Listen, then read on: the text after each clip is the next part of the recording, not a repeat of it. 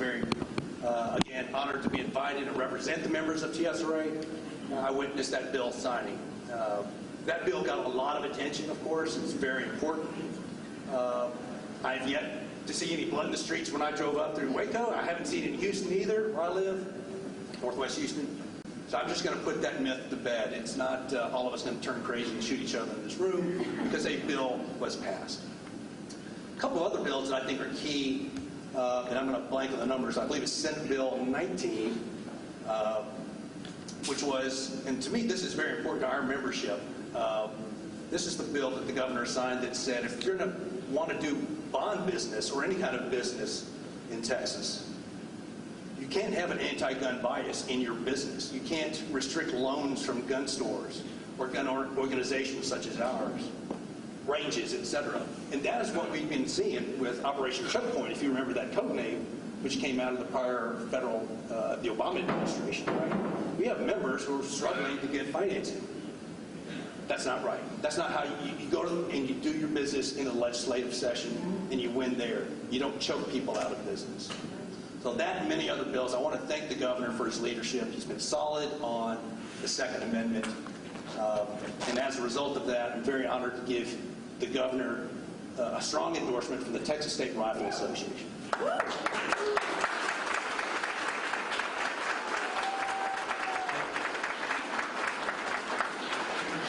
Next, I'd like to introduce Charles Cotton. He's the president of the National Rifle Association.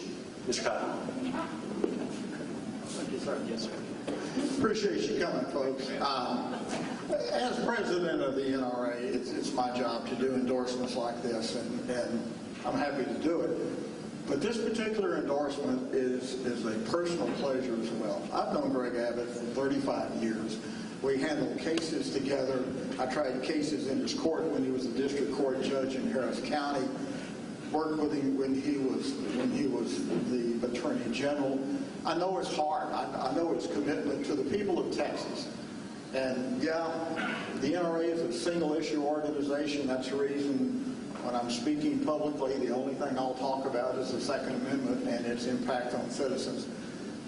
But like most folks in this room, I suspect, I care about a lot more issues. I just can't talk about it right now. Well, as I said, I know Greg's hard, and I know he cares about those issues as well. He can talk about them, I can't. So maybe when my tenure on the board is over, I can start speaking about a lot of other things. I'm proud to announce the endorsement, the NRA's endorsement of Greg Abbott for re-election as governor. Let me tell you a little bit why, because one of the more common questions that I get from members and the press alike is, how is it that you folks, meaning the NRA, how is it that you folks actually give out endorsements, the ratings that you see in our magazines and stuff? And the answer is pretty easy.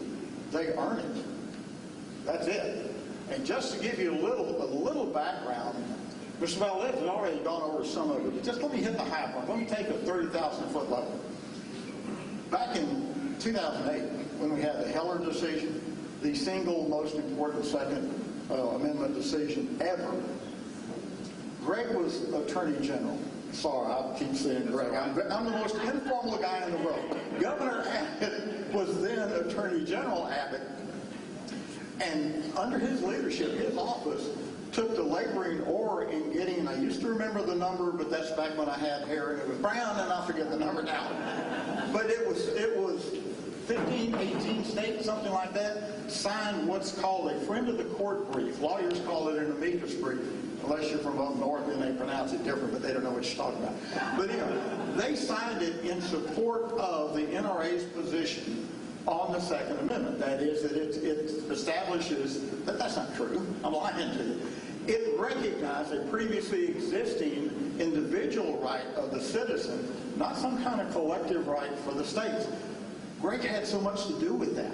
And having all those states sign an amicus brief did not go unnoticed by the Supreme Court.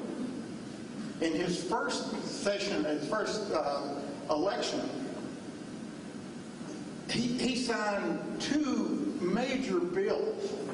One of them was open carry that, all the pundits said, oh, this is going to lead to blood in the streets. Of course it didn't. And the other one, and frankly, in my opinion, the far more important one, was campus carry. Now that caught a lot of flack in the media. People were saying same thing, campuses are going to be vacant because there's going to be genocide on campus. And that's not fair. While most people were focusing on mass shootings in schools and how this would help, which is true, no question about that. To me, personally, the far bigger interest, and maybe this has something to do with the fact that I've got a granddaughter, but I was far more interested in the college student, the female college student that was walking out of class at night and having to go to her car. That's where the rubber meets the road, in my opinion, because there's far fewer mass shootings than there are individual assaults or sexual assaults against women. Greg signed that without batting an eye. Why? Because he saw through the hype that was being spewed about these bills. It just simply wasn't true. In 2019, he signed, and I won't go into the details because I don't have the time, but he signed 10 pro-gun bills. 10 pro-gun, NRA-backed Second Amendment bills were signed by Governor Abbott after the 2019 session. And the most recent session has already been mentioned. He signed constitutional carry, which kind of is another one of those things. Oh, Lord, Texas is going to be a ghost town because we're going to be killing each other. Of course, that has not happened.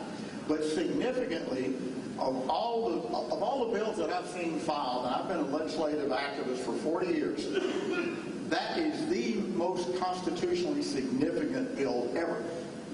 And if someone didn't have the heart to back it in his position, that would have been an easy one to walk away from. But Governor Abbott didn't do it. He gave his full support to it. There's so much more that he's done. I'd love to sit here and talk about it all, but at some point someone's going to say, that's a typical lawyer. This guy gets paid by the word. I'm going to bail out of here and let the fellows talk that you really want to hear. Thanks for coming. Please support this, one of our finest governors we've ever had. Thank you, folks.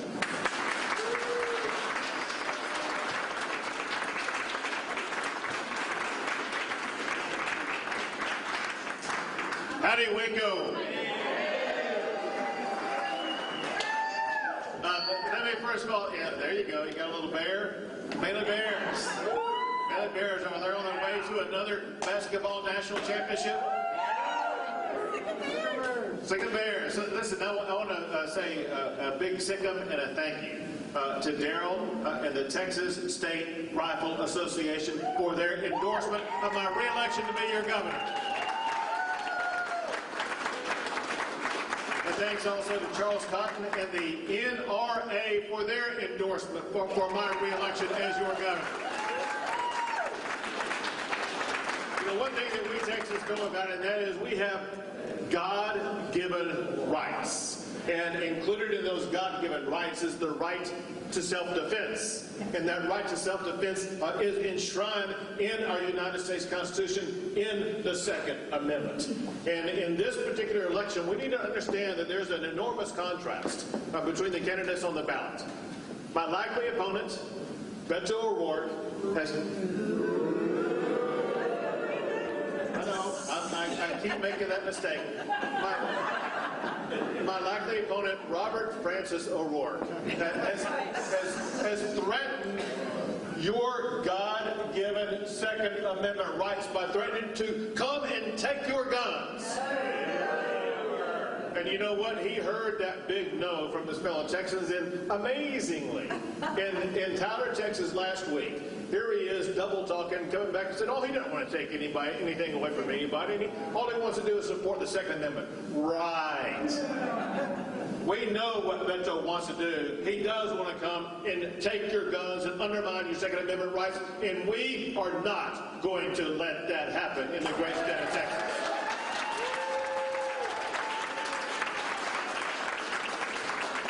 To the contrary of what Beto stands for, I have defended your Second Amendment rights. You've heard the litany of what I've done. Let me just punctuate it this way. I was proud to sign in this last session a law making Texas a constitutional carry state. And then to ensure that Joe Biden and his team would not be able to take up the cause of what Beto wanted to do and come and take your guns, I signed a law making Texas a Second Amendment sanctuary state.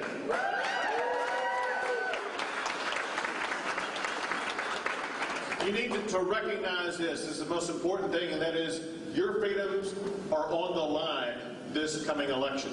Either you can elect somebody who will defend your constitutional rights, including your Second Amendment rights, or you can stay home and not vote and let the liberal, leftist, socialists hijack your Second Amendment rights. I know what you're going to do. You are going to go vote. You are going to ensure we re-elect Greg Abbott as your governor and protect your Second Amendment rights.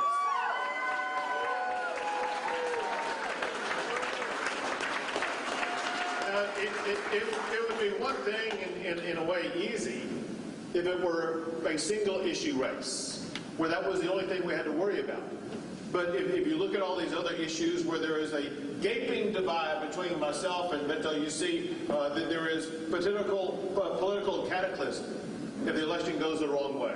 Look at the idiotic idea where Beto stands on defunding the police. Defunding the police has always led to more crime in communities. And even here in Texas, we had the situation where Austin, Texas, defunded the police, and the results were very predictable. This past year, Austin set an all-time record high in the number of murders. In Texas, we don't defund police. We support our law enforcement officers in this state.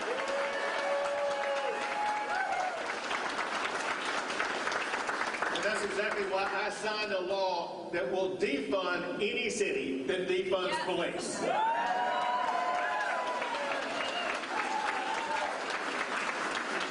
So one way I got some sense of enjoyment, and that is after I signed that law, watching the city of Austin scramble to fully refund the law enforcement they had defunded. But listen, as crazy as that is, there's another approach by these leftist radicals like Biden and like Beto that's even more dangerous than defunding the police. And that is their open border policies that are endangering communities, not just on the border, but across Texas and across the entire United States of America. All Biden had to do was to leave in place what Trump had implemented. He implemented 4 things: remain in Mexico, Title 42 policy, in catch and release, and build the wall. Those 4 things led to the lowest border crossings in decades. Biden came in and eliminated all 4 of those, and he opened the border to everybody from across the entire world to come into the state of Texas. People have come from more than 150 countries across the entire globe, including people coming from terrorist-sponsored nations. The President of the United States has an obligation to secure us from hostile enemies from across the globe. He has failed at his job to do the fundamental responsibility of the United States President.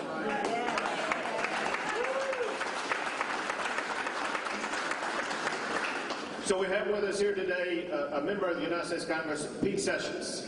And we need to remind him of some authority that he has, because let me tell you one thing that's going to happen this election cycle. In November, Nancy Pelosi is going to be fired as the Speaker of the House of Representatives.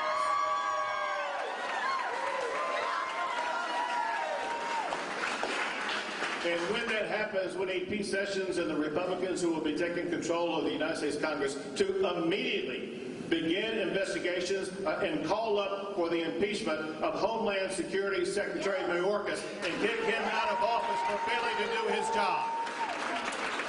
And then take that investigation to wherever it may lead and get rid of anybody who is not following the laws passed by the United States Congress to secure the border. But whenever the federal government fails to step up and do its job to keep our community safe, Texas has stepped up and will step up. What we've done is we've done more than all the states combined in the history of the United States of America to step up and secure our border. The state of Texas has come out of the pocket, out of your taxpayer money, more than $3 billion for Texas to secure the border. We've deployed 10,000 National Guard who are on watch on the border as we speak right now. Give it up for our great National Guard who are working to help secure our border.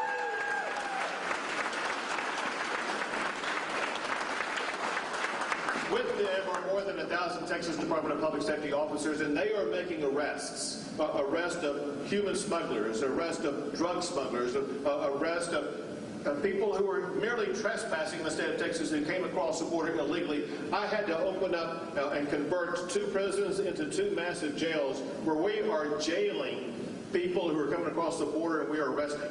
Biden has catch and release. We have arrest and jail in the state of Texas, sending the message we will not tolerate people coming to this country illegally.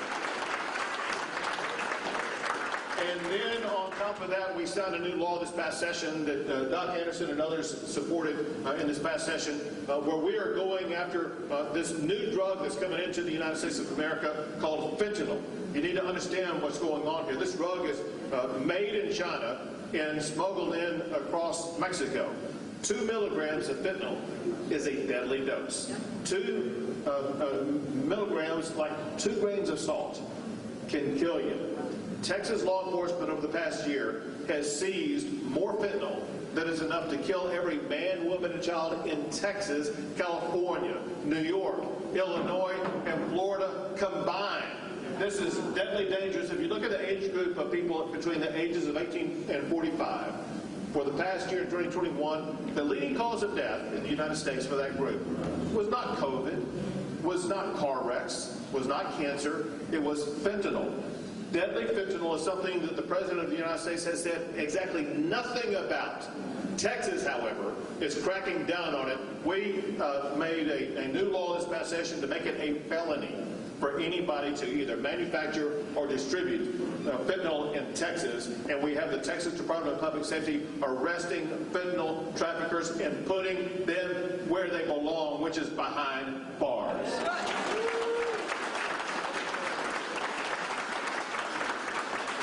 And on top of all that, Texas is now building our own border wall to secure our great state.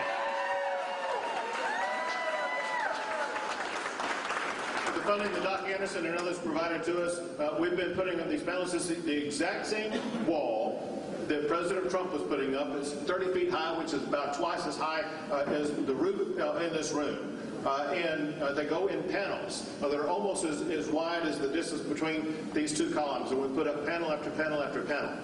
Well, overnight I was able to post something on Twitter that I couldn't disclose early on because I wanted to make sure that we concluded the process. But many people have asked me before, why can we not get those materials that were left behind by the Trump administration that Biden was not using?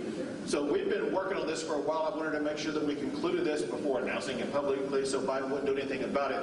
But we obtained 1,700 of those panels that we are now putting up on the wall in Texas. So we're able to build it faster, we're able to build it cheaper, we're able to continue to build that wall, and Texas is going to continue building that wall until we return to the White House a true Republican who will continue to build that wall and secure our border. One last thing I want to go over, and that is another gaping divide between myself and Beto, and what it means for the future of Texas. Because amongst the socialistic ideas that he promotes, that Biden promotes, and this last Saturday in San Antonio, Texas, Ocasio-Cortez herself was promoting, and that is implementing the Green New Deal. The Green New Deal that would destroy the energy sector in Texas. The energy sector, by the way, that has made America energy independent. I am running for re-election to protect energy jobs in Texas and to prevent the Green New Deal. And let me just close with this. Everybody in this room is extraordinarily patriotic. You love America. You know what I know. America is the greatest country in the history in the entire world. And I got a feeling there may be some people in this room who love Texas as much, if not more, than they love the United States of America. But here's the main thing I want you to take away. That is, you've got to understand, we have somebody running for governor and other people who are running for office on the ballot this November who do not share that vision. They want to reimagine and redesign the United States of America because they don't like the way that it is. They want to redesign the future of the state of Texas because they do not think that Texas is the greatest state and the greatest country in the history of the world. We are going to show them when we go cast our ballots in November that we love Texas, we love America, and we are going to win in November, and we're going to keep Texas the best state in the greatest country in the history of the world. God bless you all. God bless the great state of Texas.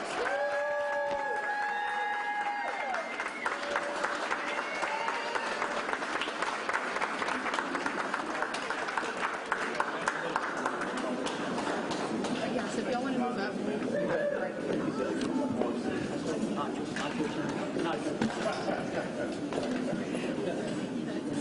Folks, you have to figure out we're going to do a couple questions with Brad.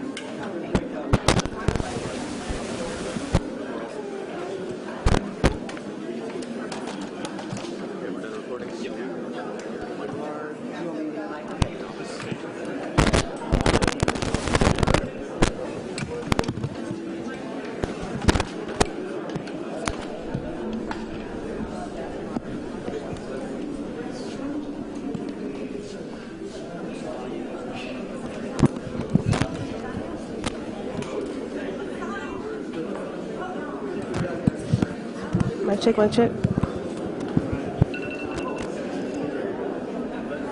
Ready? Everybody, mic check. Everybody's audio working? Mic check, mic check. Good, yeah?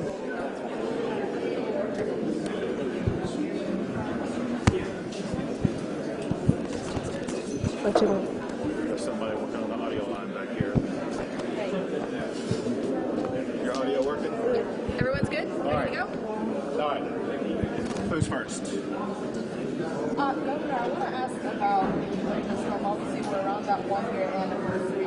Talk to people a little bit about what failed Texas last year and what have you done in the last year to make sure this doesn't happen again? So listen, the main thing we wanted to achieve was to make sure that Texas would never go through a winter storm again like what we did last year. And what we did to make sure we achieved that goal is I signed 14 laws that completely reformed the Texas power grid. We ensured this past winter storm that we went through just a couple of weeks ago, we had 15% more power generation that was needed at the peak of the winter storm last year. Also, in addition to that, we had winterized the grid. We made sure that all the natural gas facilities had been protected.